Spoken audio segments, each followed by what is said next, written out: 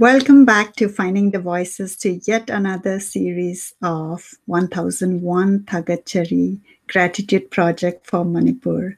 And we have our beautiful Urmila Chanam, who is known for her strong voice for breaking the silence and has been known for her work for supporting girls and women. So welcome back, Urmila. Thank you so much, Monica, and Finding the Voices and the Gratitude Project for having me here again. This is the second time, the second phase of a conversation, and I'm so glad to be here. Right. And for those who are watching us, if you haven't seen the first part of our conversation, please do look it up. It was an amazing, amazing conversation because I was really shocked to hear some of your very personal story, which you have shared, with me, with our in our platform, about your personal life, about how you came out of it so strongly. And now I understand your work, because I have always, like wondered when I follow your work, like from where is your strength coming from? And so I would really, really recommend to our listeners to look it up. Unfortunately, the internet was a little bit bad that day, but the conversation was awesome. And today we have a very good internet. And here we go. Let's proceed with our gratitude project. And our first nomination is at the personal space, at the personal level. Somebody whom we look up, somebody whom we admire, somebody who has impacted our life. So let's see what Urmila's nomination is.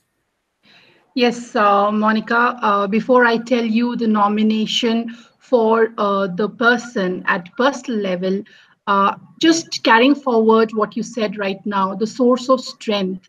Many times, as human beings, we think that the source of strength is somebody very powerful, something very inspiring, something very great and perfect.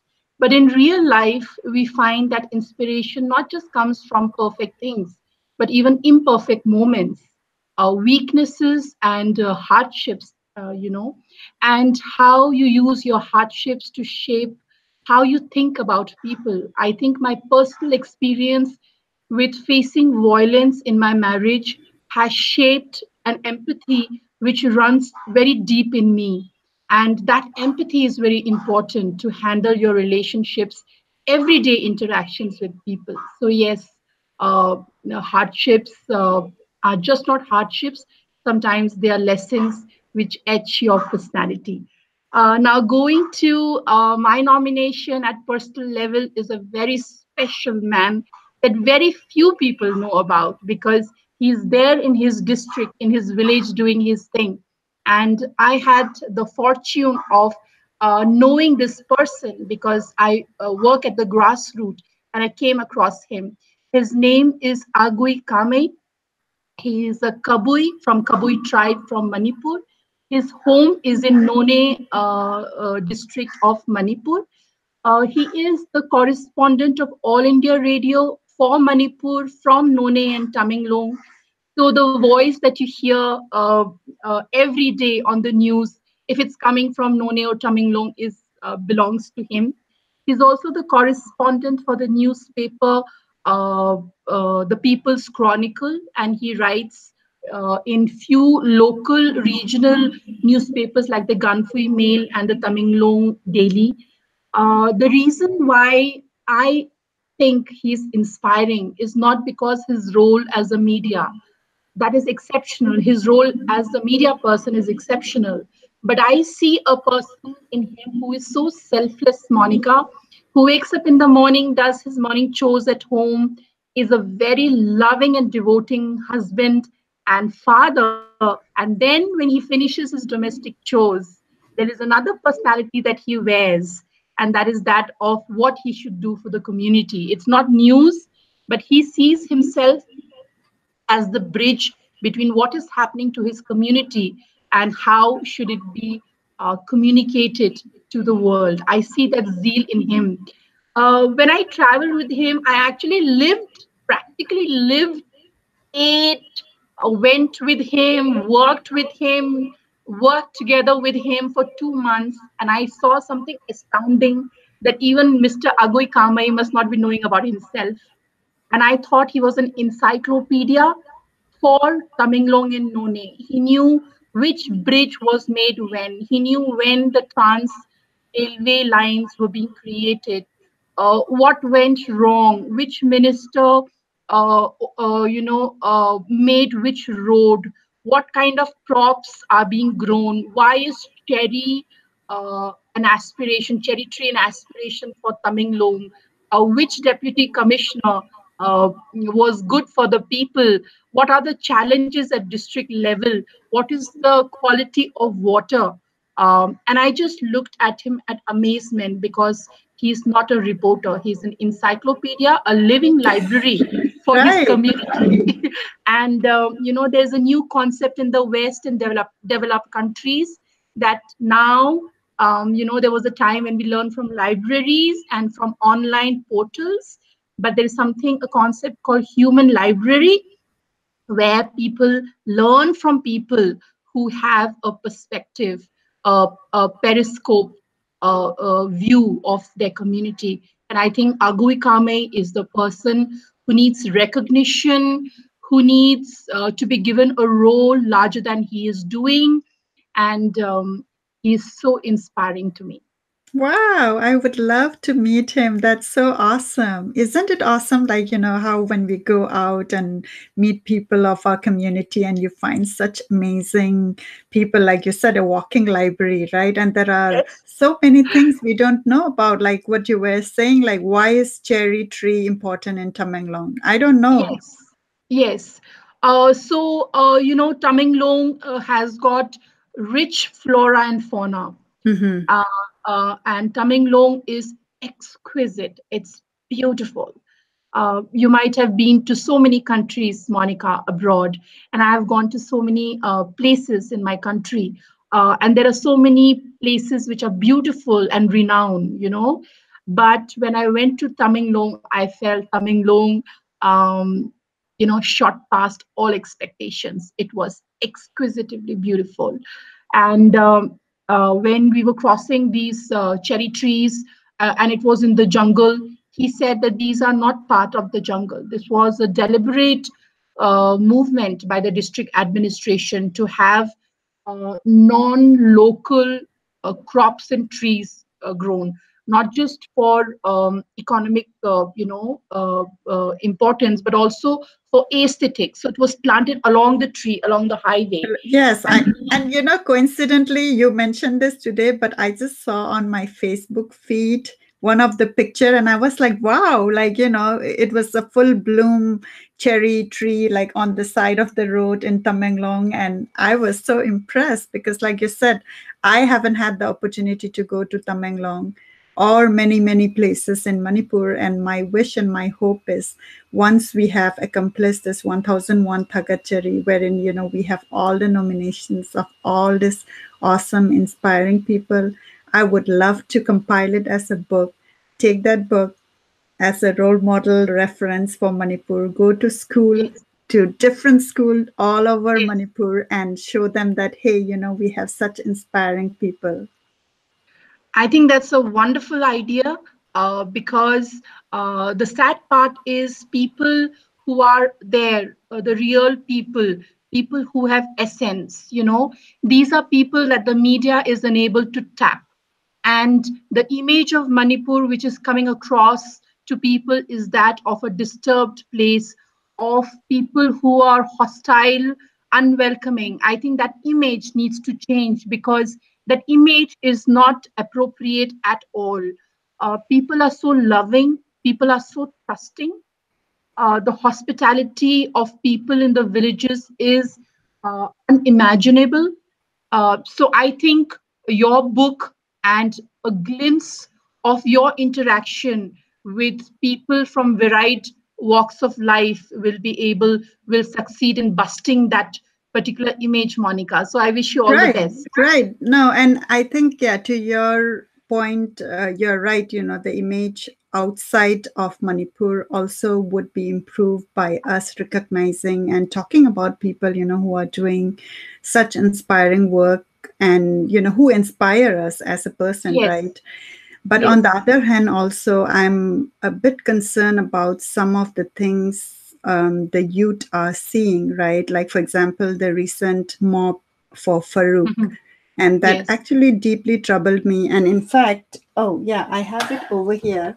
This is a painting I have been working on. It's not complete, but I was so deeply pained by the fact that there were so many people who were watching this. And if you look at the video, you would see Yes. that many of them are kids, right? Like it really hurts me to think, what are we letting the children watch? What are we teaching the children? So I would like to have that opportunity and also have like more content that, hey, there are a lot of these people doing amazing work, amazing thing, and we can be inspired by that. And I think that's where my passion and my calling and my deep sense of commitment for Thagatchari program works. Like, it's 11 p.m. here and it's so early in the morning and we are making this a conversation and taking our time. So yeah, absolutely.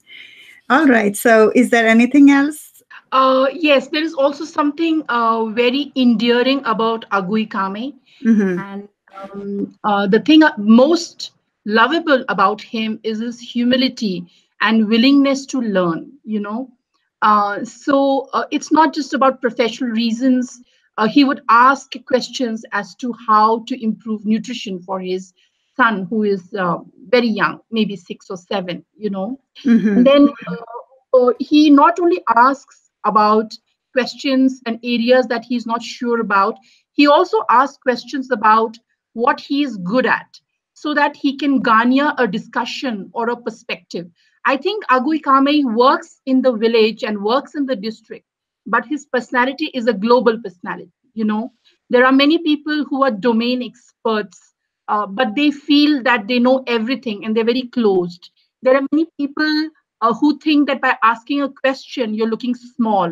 But I Mm. found such global uh, traits in him, which I've learned uh, by virtue of being a UN official, by virtue of working in big international organizations of the government. After years, I've learned that there is a value of interdependence and cross learning and cross pollination, we call it technically.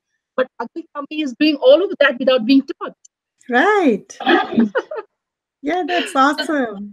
Yeah, you're Yes. right. Sometimes I think we all hesitate to ask, thinking that, by asking, maybe they would perceive that we don't know much about the subject. And yeah, that's, Yes. I think, a great quality. Yes. So I think he inspires me every day, though I have not reached out to him and I call him Tamu, elder brother. I have not been able to communicate to him how much I uh, admire the qualities you have. But I think Thagatchari has given me that platform to be able to thank him for giving me an experience to know Agui Kame. All right. So with that, we will bring up his picture of Mr. Agui Kamai. Yeah, there he goes. And I hope that Mr. Agui Kamai will watch our show and, being nominated in our Thagachari show. And I would definitely love to meet him as in person and, be inspired myself and know more about his work. Thank you, Monica. All right. You see the beautiful mountains behind him. Yeah, yeah, that's awesome. That's an awesome picture you have picked. Yeah, I definitely hope that he will listen to our show. And also, as part of our project, we will be sending you greeting cards so that you can have the opportunity to write it and send Thagachari to him. And we will be writing to all the ones who have been nominated at the level of Manipur and global. And hopefully, Wow, they would see our thankfulness and gratitude from our heart. that's beautiful. All righty. So coming on to the next nomination at the level of Manipur. Yeah. So at the level of Manipur, the person that I'm inspired by is very special to me in my personal life, not just my professional life. but my personal life. And the person is not a Manipur-centric, impact-centric person. He's a global person. In spite of that, I have put him in this section because he is a voice of the voiceless in Manipur, and he's no other than Oja Yambem Laba. I call him Oja because that's the only person I call Oja in this entire world is Mr. Yambem Laba. The reason why he's such an inspiring person is because he's fearless in his journalism. He's somebody who does not mince words. He's somebody who, even in parties and get-togethers, has the strength to differ from people and yet speak his mind on his political stance. And recently, as an example, if you notice that Manipur has been suffering from law and order situation around Manipur University disturbance, and during which the student leaders were, they received lathi charge. In fact, one of them had severe injury, and there was a band called, and the honorable chief minister even went to visit the person. This was 2 months, 1 month back. I'm forgetting the timeline. And during this time, we were all thinking, living far from Manipur, we wanted to stand on the student side because we felt they were young people, and young people who are studying in colleges and universities don't deserve a treatment as if they were criminals. At the same time, there were a lot of reports coming in from Manipur, which said that students also had some gray areas and some faults. So we were all, swayed by what to believe, what not to believe. People were worried about expressing whose side they took. And, not taking side and not taking stance is also a stance. Mm-hmm. So in all this, I found Mr. Ujai Yambem Laba, take a very stern stance on his social media and in the articles that he wrote. He is a special and senior correspondent for the Statesman, and he was also a professor in North Point in Darjeeling, and he is a Ashoka Fellow. Very few Ashoka Fellow is a social impact entrepreneur selected by Ashoka, the ultimate, recognition for a person who's working as a social change maker. So he's a Ashoka Fellow. He also founded, I'm forgetting the entire name of the institution, but the Institution for Mountaineering in Manipur. And Right.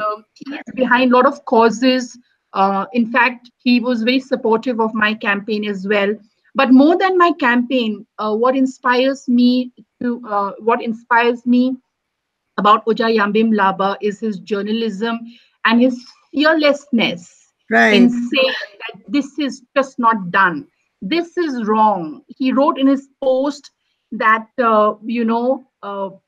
something very, very clear about his dislike of how the students were being handled. And I find that really, really admirable because people in our generation, in our times, are very slow to take a stance.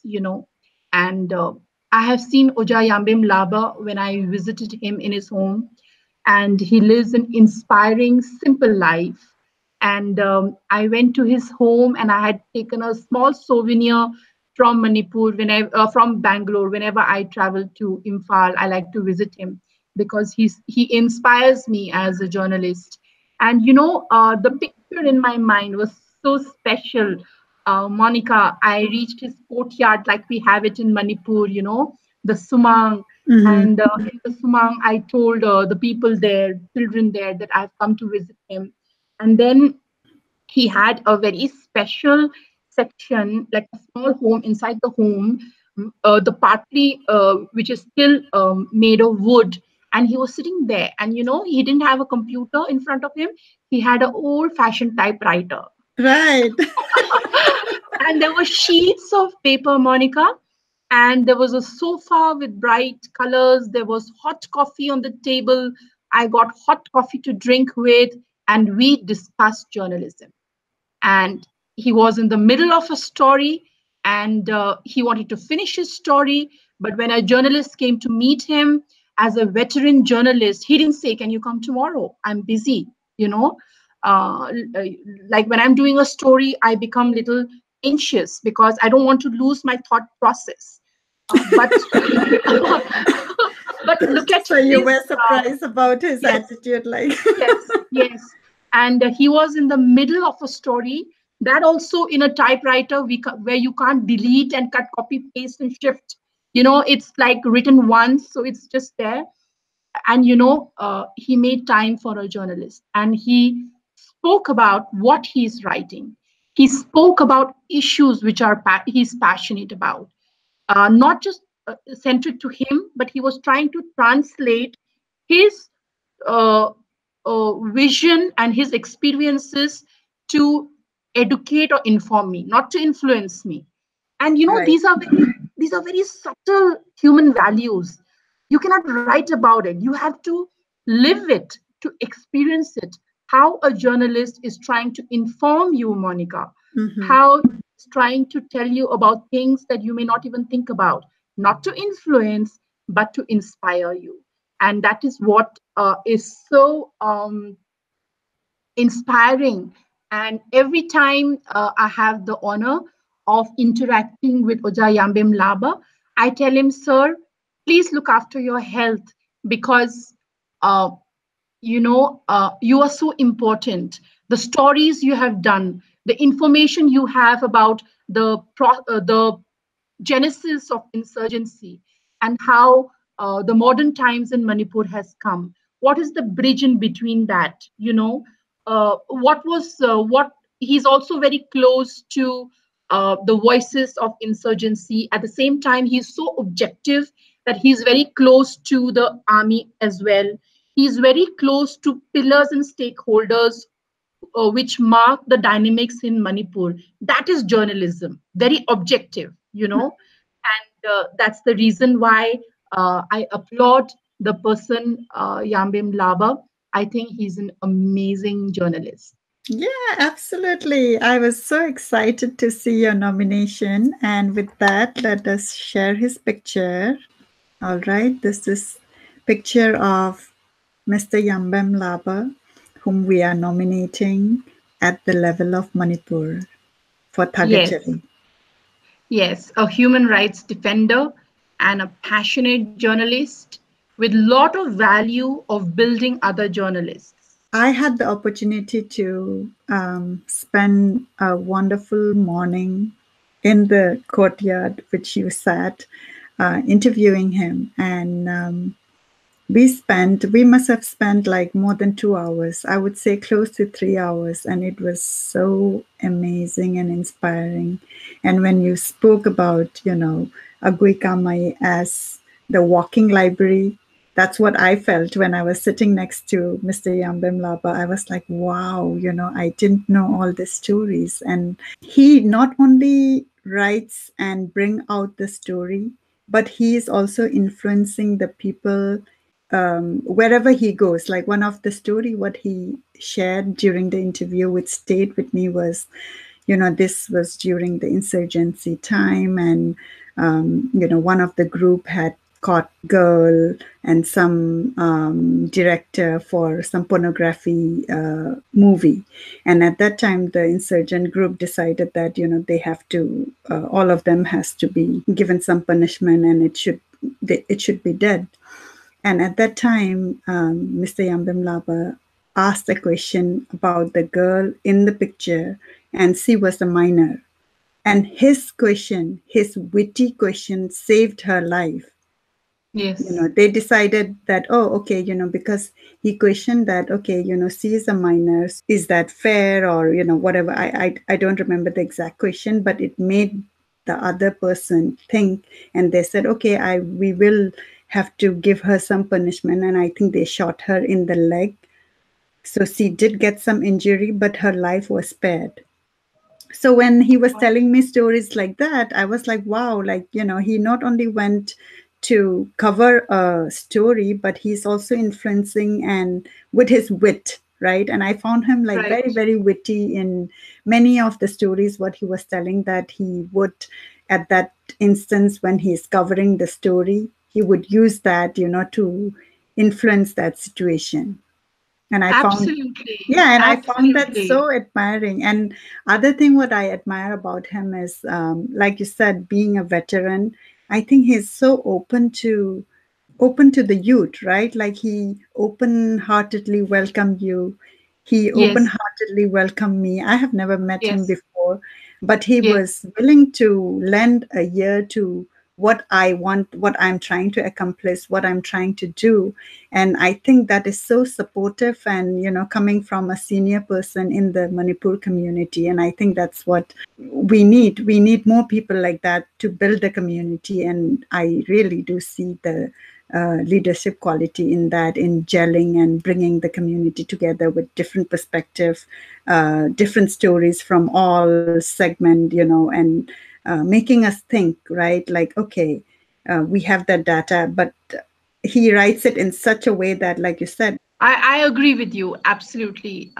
So yeah, so I am so excited to hear you speak about him so passionately, and I think it is very important because sometimes I see that there is a little bit of gap for people like you and me who are out of Manipur, but we all love our motherland and we want to do contribute in some way and form, but we also see that not being accepted by some people in Manipur. But Yes.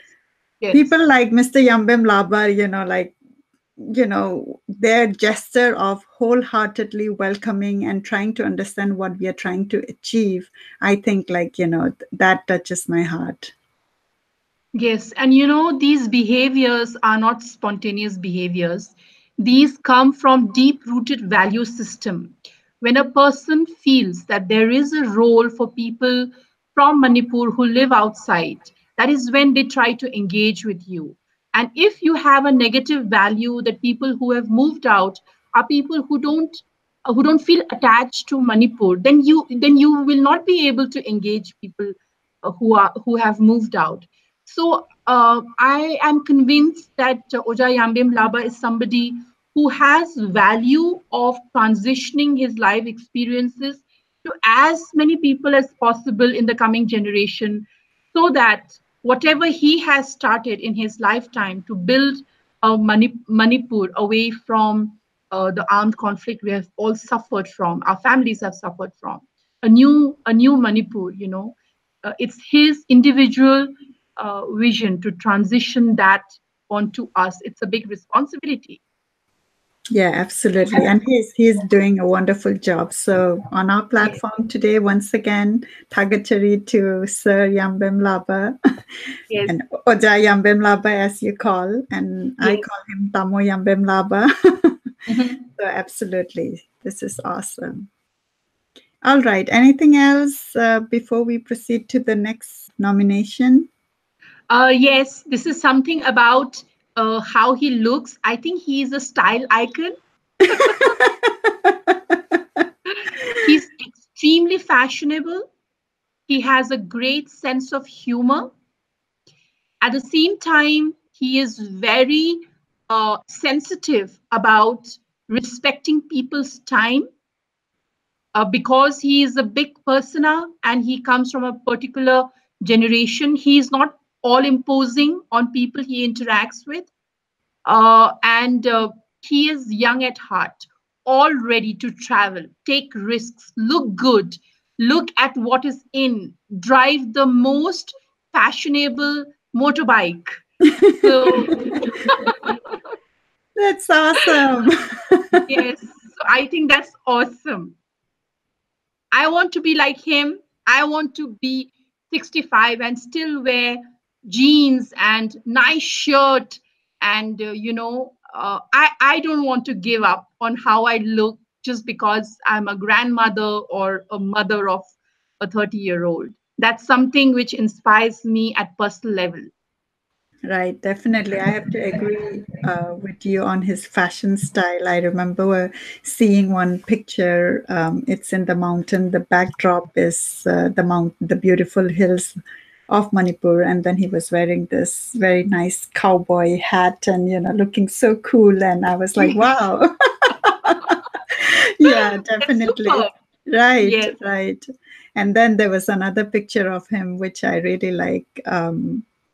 This was taken when he was going to Zuko Valley, and he was wearing yes, a red jacket, and he was somewhere puffing a cigarette or something like that, and it was looking so cool. The way like the photographer also took that picture. absolutely. Yes, I think that's the spirit of life.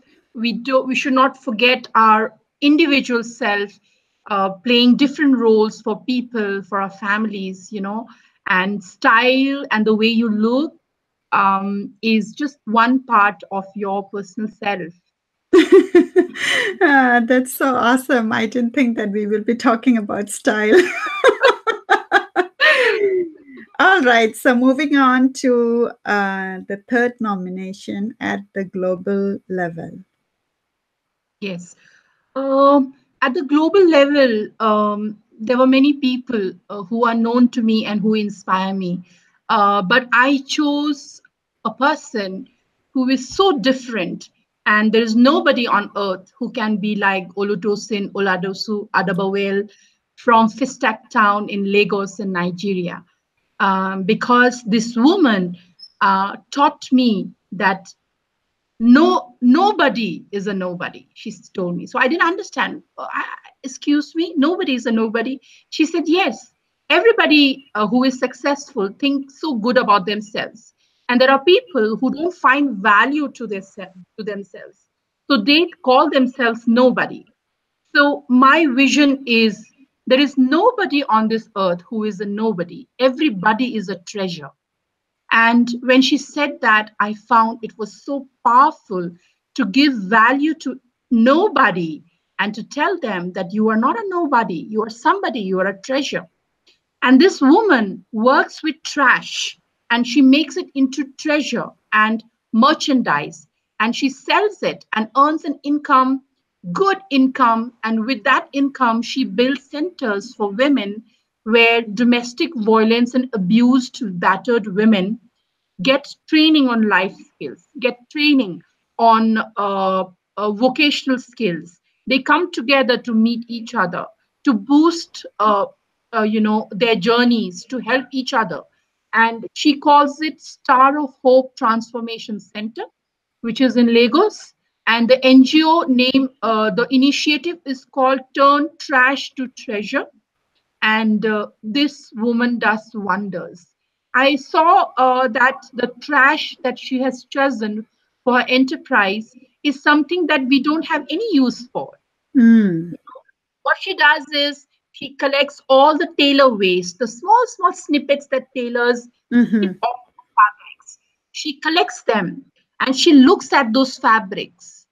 She is somebody who reflects on what does the fabric color and texture emanate as an emotion, and then she makes the most wonderful uh, art. She makes a huge lion or an African woman with a child, I or see.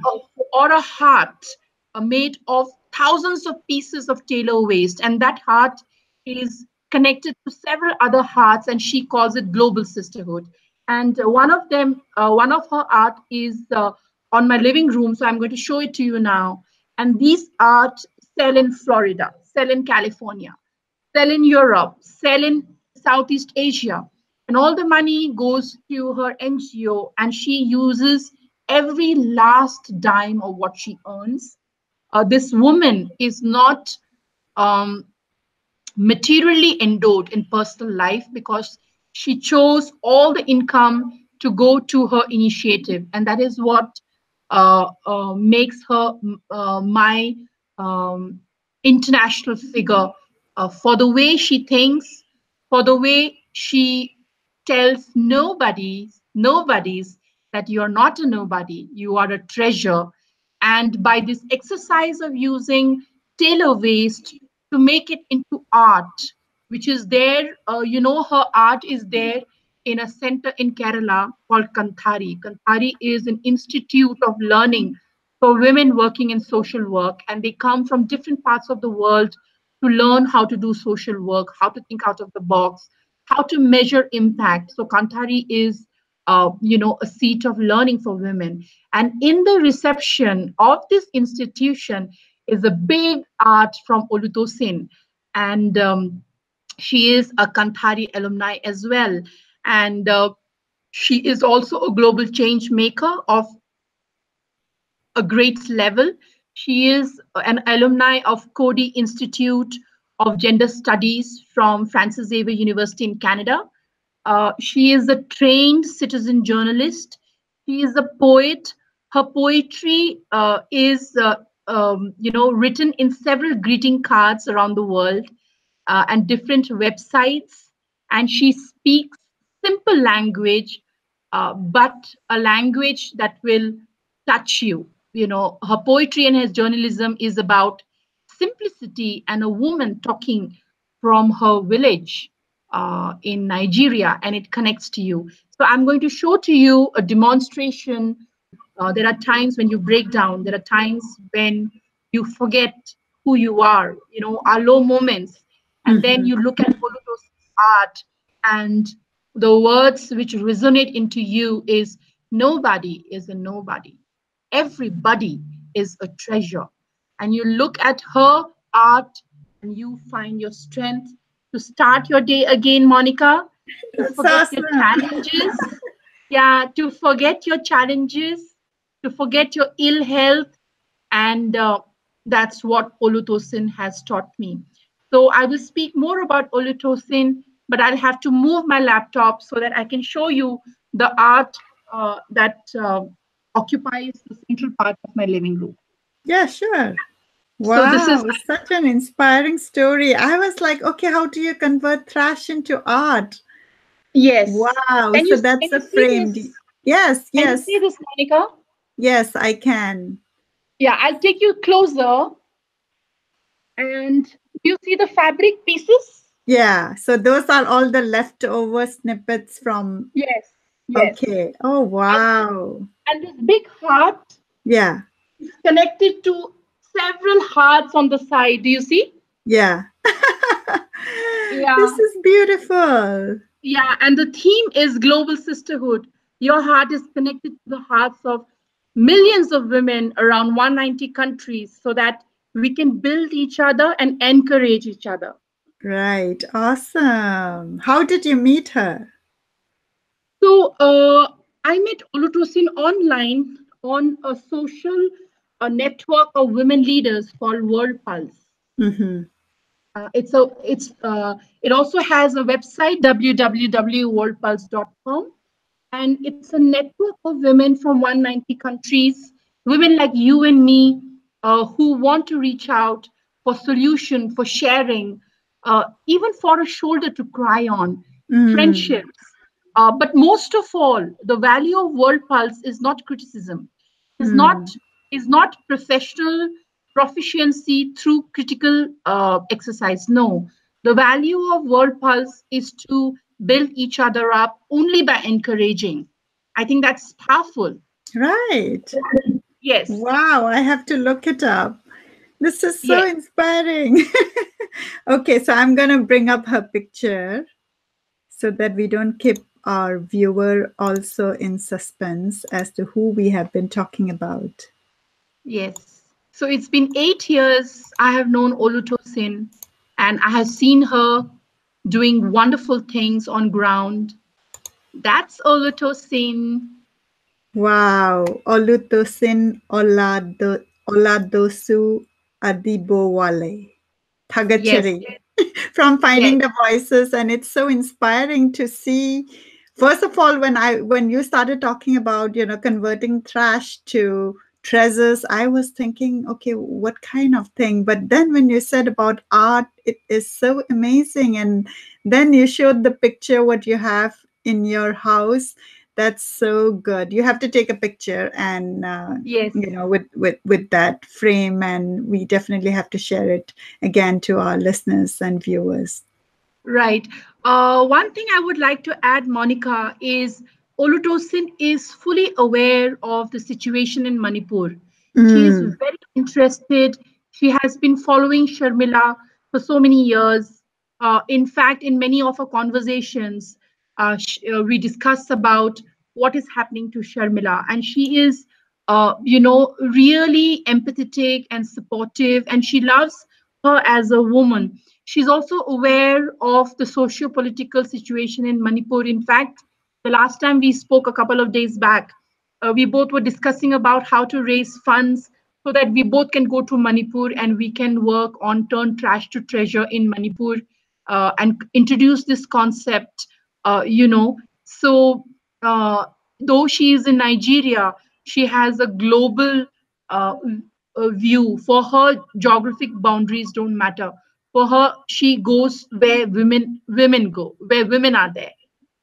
absolutely. That's so inspiring. And I'm so proud of you to have connected to her and getting, like it's always nice, right? When we have global Yes. projects together, getting them to Manipur and, like somehow, because we get a different perspective, different way of doing things. And I think that's awesome.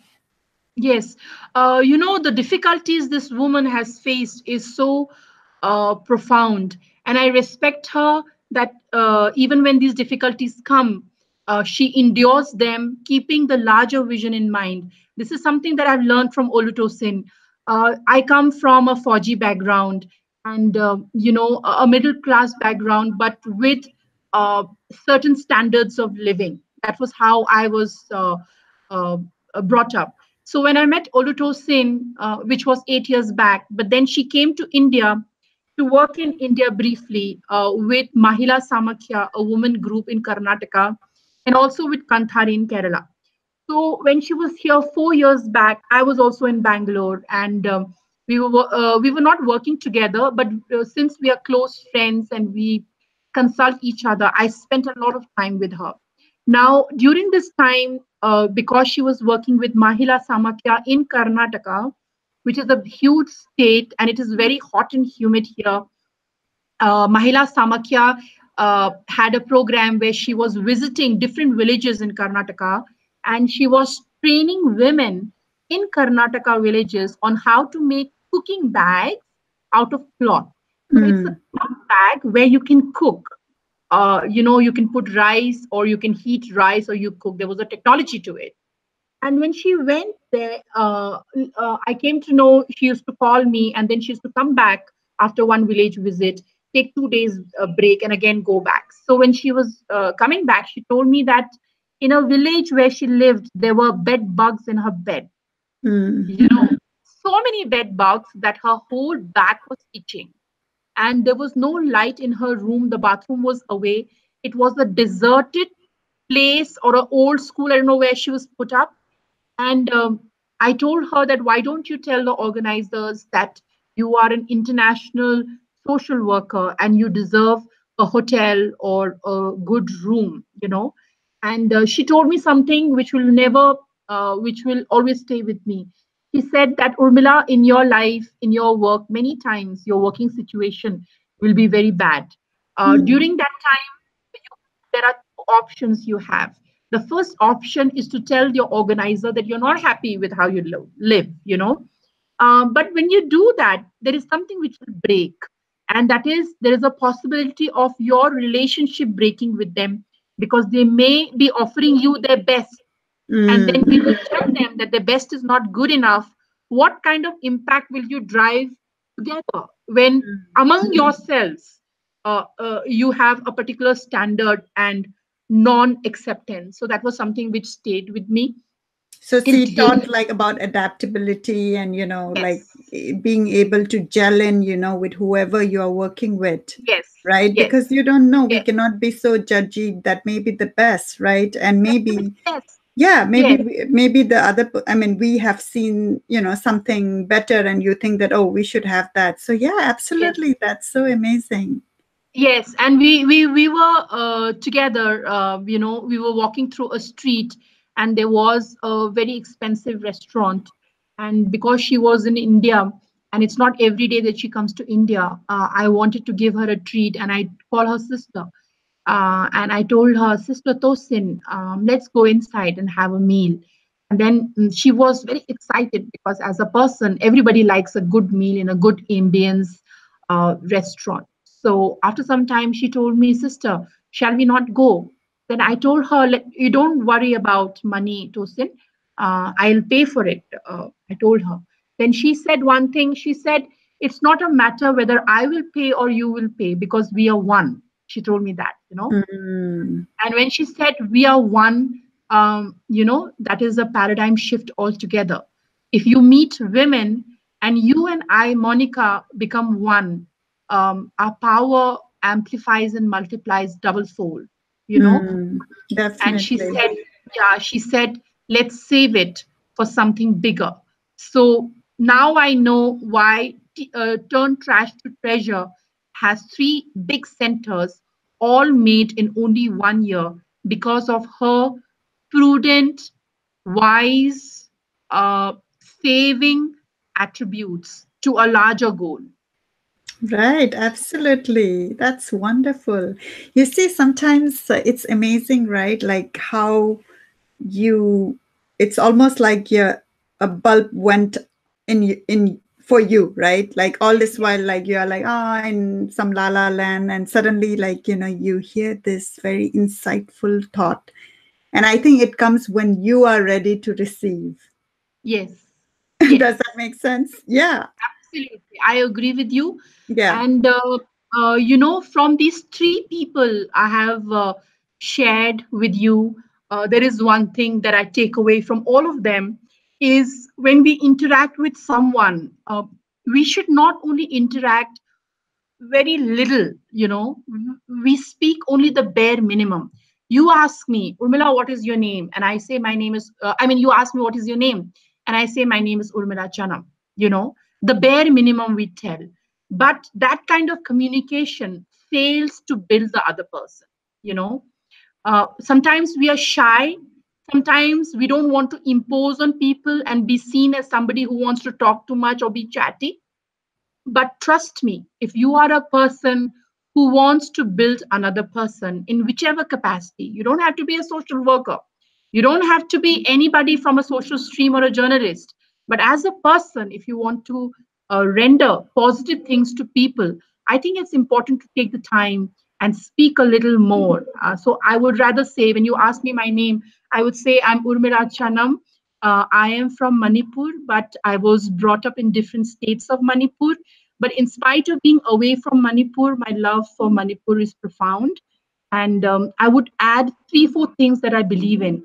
So, what happens is, you know, uh, when I tell this to you, these 4, 5 sentences that I spoke to you, out of all these things, you may pick one thing which actually is common Resonates with you, with you. Yep. resonates with you, Right. you know? Absolutely.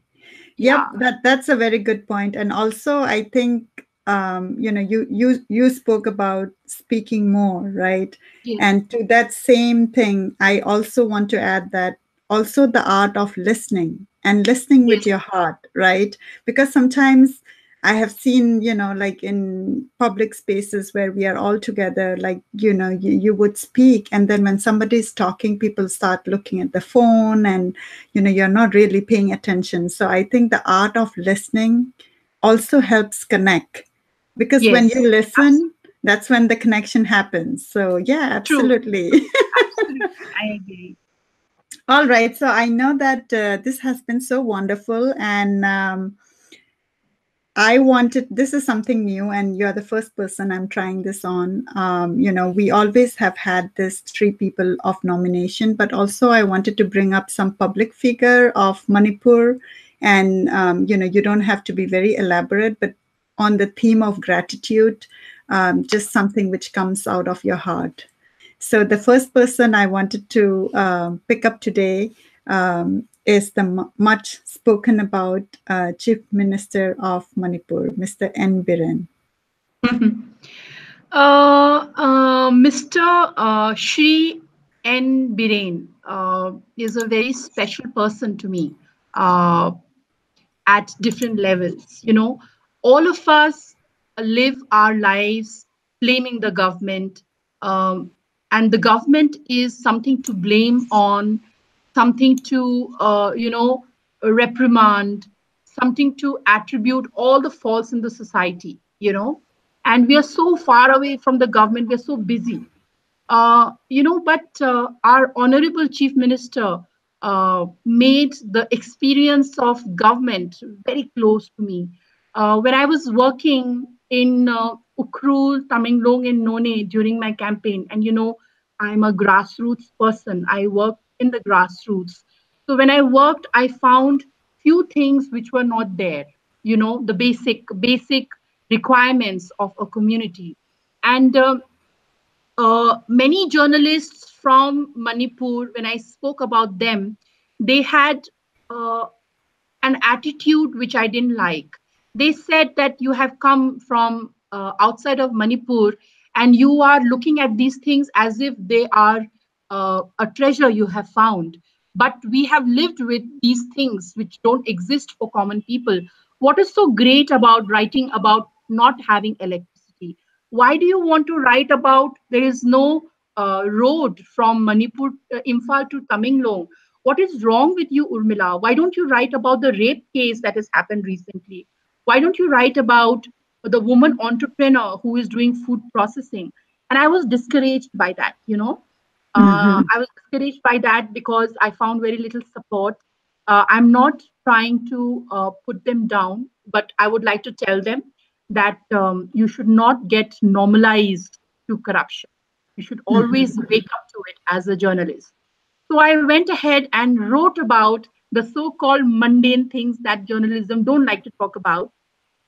So I wrote about a village in Ukhrul which has not had electricity for the last 20 years. 20 years back, they had electricity for 7 days, and after that, the electricity was cut and they never got it. They went Mm. to the electricity department and asked what is the reason. And the reason which was told to them was very strange. They were told that the electricity has been cut off because they have not paid the bills for 20 years.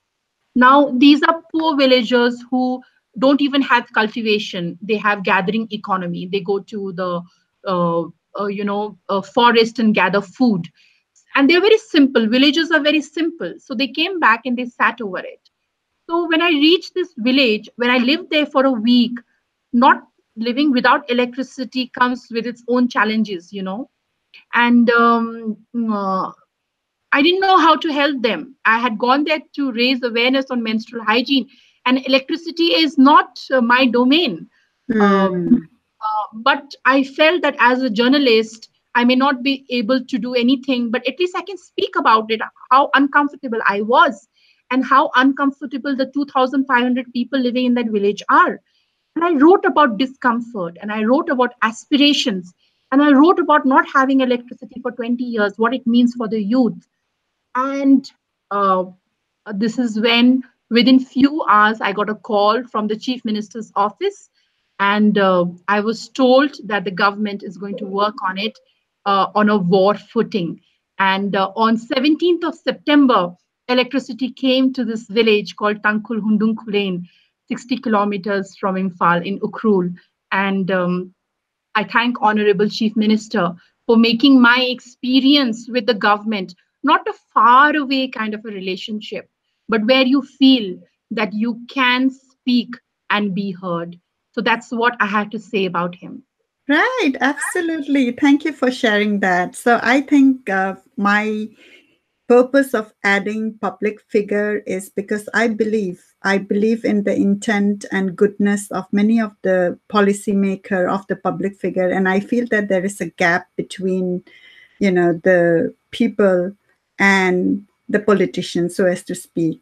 And I think it is our responsibility to also appreciate the politicians who are doing great job and who are having good intent in the progress of our society. So I think your example is something which I would have never known about it because I unfortunately haven't read that article, but I'm going to look it up. But that's such an amazing story to share and let people know that, the common people their voices can be heard, and we need like more journalists like you who would write about the people's Yes. voice and status. So thank you for sharing that. And also, I do appreciate, and we want to have a Thagatchari for our Chief Minister, Mr. N. Biren, through our Finding the Voices show. I think one of the things for me to follow him is his visibility and transparency in the social media space. I think it's one of the very first time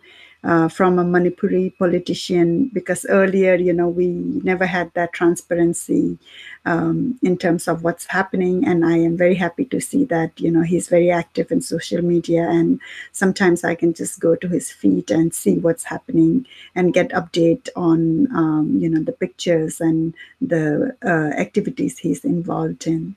Yes, I agree with you, Monica. It's very difficult to be on social media and be accountable. When you are away from social media, your accountability is only through official lines. But when an authority from the government is on social media, your accountability spills into your personal life. It's a big commitment he's made. Right. And also, I think it has opened up his channel to be open to the people, right? His connection to the Yes. people. And I think that's something we definitely need to appreciate. And I think people feel that, oh, if we want to reach him, there is a way to reach him. Absolutely. I, Yeah. I agree with you. Yeah. All right. So, is there anything else you would like to add before we end our session? I know that, it's lovely and I could talk to you for another hour, but for today, we would have to definitely wrap up. And I know that this won't be the last. We will be having you more because you are going to be doing a lot of more exciting Yes. work, which we would definitely want to hear about. So, before today's session end, is there anything you would like to add or share?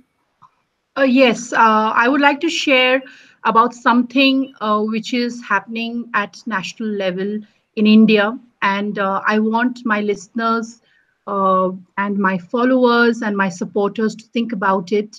The Me Too movement of reporting and sharing the abuse at the hand of a man is really picking up. Though it was a movement which ran globally, recently it was opened up in India again, and lot of women, journalists, women who are in theater or in film industry, they're coming forward and talking about instances where men molested them or abused them.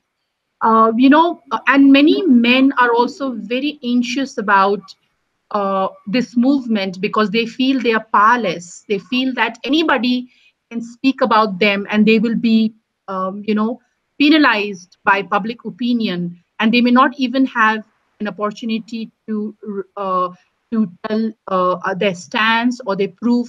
And the men are alleging that people and the media and the current laws and how people look at women is very biased and dipped towards women. So this is the current argument from men's side, and a lot of backlash is also happening. I get a lot of WhatsApp videos and posts on WhatsApp and Facebook about men who are sending me videos of how women have raped them, but it is only women who are telling lies that men are raping them, and they gave me data that 70% of these rape cases are all fake. So I can see a backlash happening from men's side as well. And then I also see that people are blaming women, that perhaps these women want more fame, they want more work, they're trying to get attention.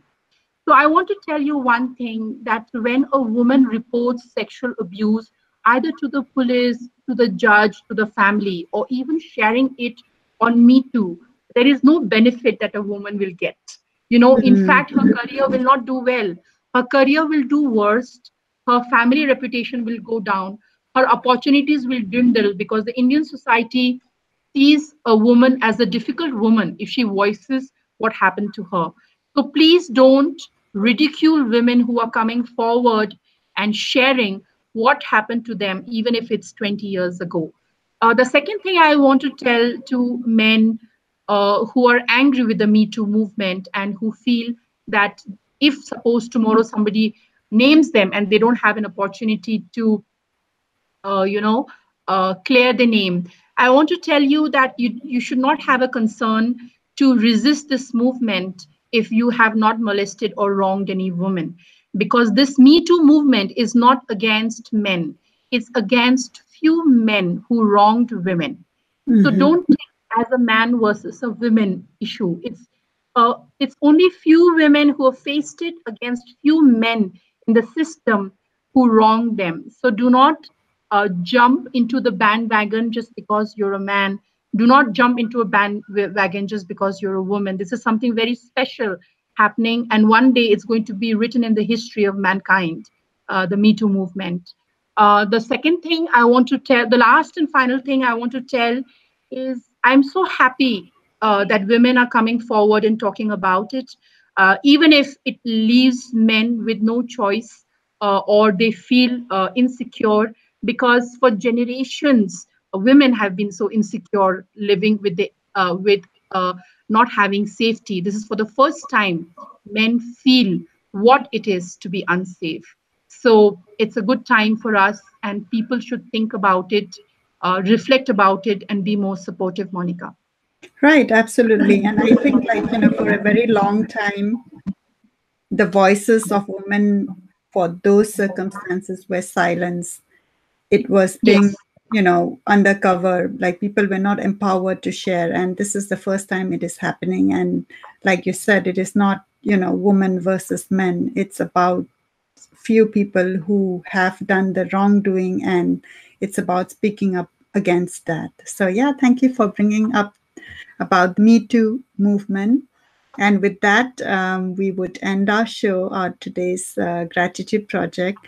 To all our listeners, once again, I want to invite you, to think about who inspires you, who empowers you, and we should take the time to talk about them, nominate them, and they are going to be the role model for the young people, because it is our responsibility to talk about people who means something to us, who are important, for our community, and that would go a long way in community building.